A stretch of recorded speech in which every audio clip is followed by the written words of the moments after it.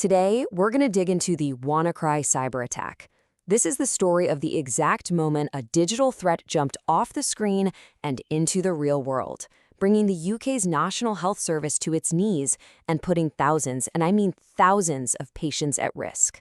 So picture this. It all kicks off on a Friday afternoon. You know, the end of the work week. In hospitals and clinics all over the country, people are probably thinking about the weekend. But behind the scenes, a piece of malicious software was just warming up. And then, this is what staff started seeing. All of a sudden, screens just flickered from their normal display to this stark, really alarming red. A message pops up demanding money, and just like that, staff were locked out of absolutely everything.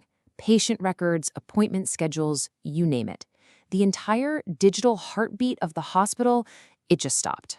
So what they were dealing with was something called ransomware.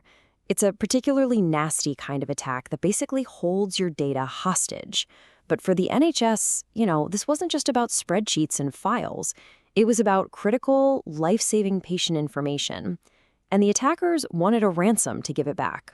Okay, so this brings us to the real story. Because this was never just some IT headache. This was a full-blown healthcare crisis. And the cost? Well, the cost was measured in real human terms. So just how bad did it get? Honestly, the scale was staggering. The first number you need to know is 80. That's how many NHS trusts across England got hit. We're talking more than a third of the entire system.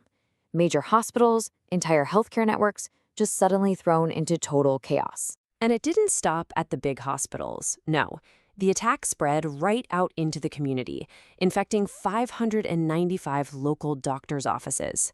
This was basically an assault on the very front line of healthcare, the first place millions of people go when they're sick. But what does all that disruption actually mean for people, for patients? Well, it meant nearly 20,000 appointments were canceled. Just gone.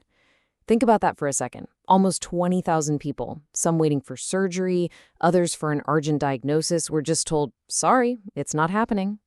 And here's where it gets really serious. At the most critical level, 5 emergency departments had to start diverting ambulances. Can you imagine? You're in a life-threatening emergency, and the nearest hospital is forced to turn you away? That's the level of crisis we're talking about. So the big question is, how on earth did this happen? How could an organization as vital as the NHS be so fragile?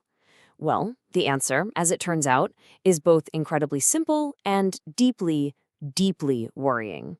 Now, here's the thing. This massive, widespread chaos wasn't the result of 100 different problems. Nope. It all stemmed from one single known vulnerability that every single infected computer had in common. One single point of failure. And this just lays it out perfectly.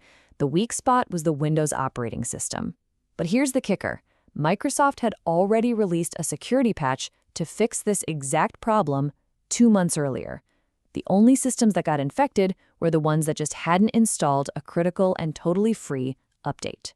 And this wasn't some bolt from the blue. Not at all. A report from the National Audit Office later revealed that the government had been warned about these exact risks a full year before the attack. The threat was known, the alarms had been sounded. Okay, let this sink in for a moment. In the lead-up to the attack, NHS Digital went on-site to check the cybersecurity at 88 different trusts, and not a single one of them passed. That is a 100% failure rate. The weakness wasn't a secret, it was systemic, and it was documented. So the attack hits, the whole system is wide open, and chaos just erupts. So what was the response? Well, in a lot of ways, they were completely fighting in the dark. If you look at the timeline from that day, it shows you just how slow things were moving. The first problems were being reported in the late morning, but a national major incident, that wasn't declared until 4 o'clock in the afternoon, hours later.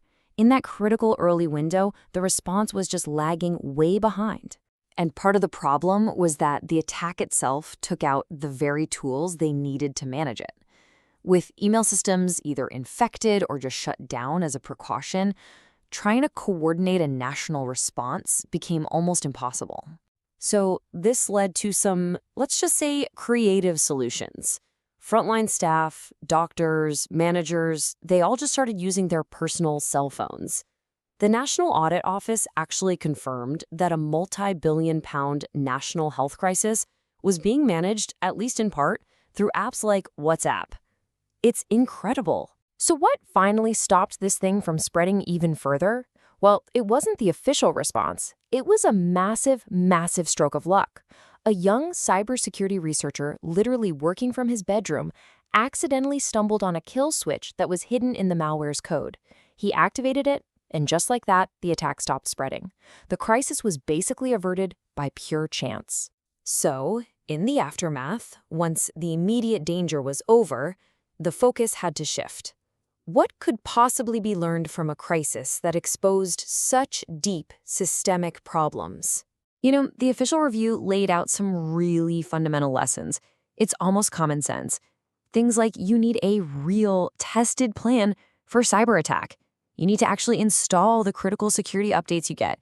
You need a backup for communication for when email obviously goes down. And maybe most important of all, leadership has to finally get that cybersecurity isn't an IT guy problem.